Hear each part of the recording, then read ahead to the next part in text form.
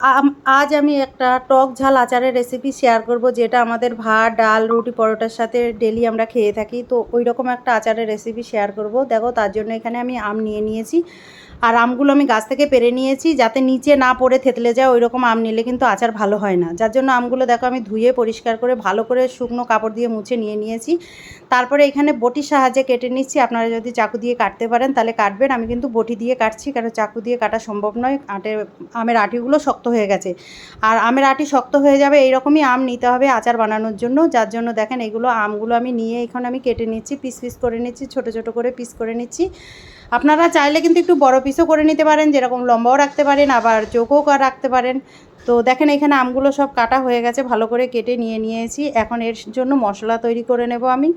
গ্যাসে এখানে কড়াই চাপিয়ে দিয়েছি, কড়াইতে দিয়ে দিলাম এইখানে ধনে মৌরি সব গোটা মশলা দিয়ে দিলাম, আর দিয়ে দিলাম মেথি। এইগুলোকে একটু ভালো করে ভেজে নেব।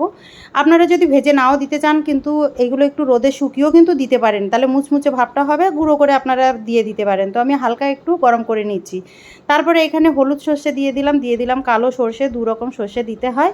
আপনাদের কাছে যেটা থাকে অ্যাভেলেবেল সেইটাই দেবেন, না দিলেও কিন্তু অসুবিধা নেই, তাও আচার কিন্তু টেস্টিই হয়। তারপরে দেখেন ভালো করে আমি ভাজা হয়ে গেছে, আমি নিয়ে নিলাম। এইখানে তেল গরম হতে বসিয়ে দিয়েছি, আর সর্ষের তেল গরম হতে বসিয়ে দিলাম। গরম হোক, ততক্ষণে আমি এই মশলাটা গুঁড়ো করে নেব।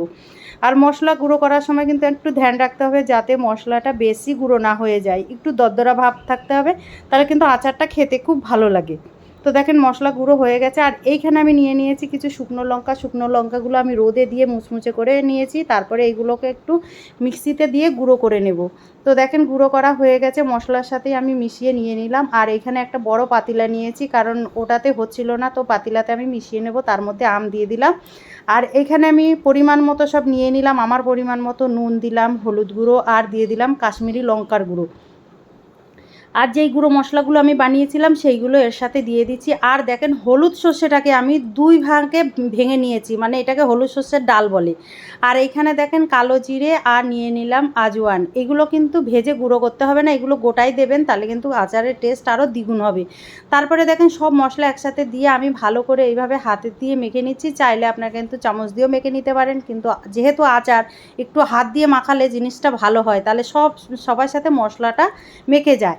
এখানে তেল আমি গরম করে তারপরে ঠান্ডা করেছি, ঠান্ডা করে তারপরে এখন আমের সাথে মশলার সাথে ভালো করে মেখে নিচ্ছি। আবারও হাত দিয়ে একটু ভালো করে মেখে নিলাম।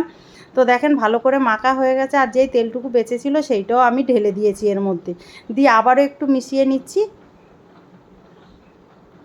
দেখেন উল্টে পাল্টে ভালো করে মেখে নিলাম। তারপরে এখন আমি এর মধ্যে দিয়ে দেবো কিছুটা ভিনিগার ছাড়াও কিন্তু আচার ভালো থাকে, কিন্তু আমি একটু দিয়ে নিলাম, রিস্ক নিলাম না, সেই জন্য সামান্য একটু ভিনিগার দিয়েছি। আচারটা কিন্তু খুব ভালো থাকবে, আর আচারও টেস্ট হবে খুব। ভিনিগার দেওয়াতে কিন্তু আচারের টেস্টটাও কিন্তু ভালো হয়।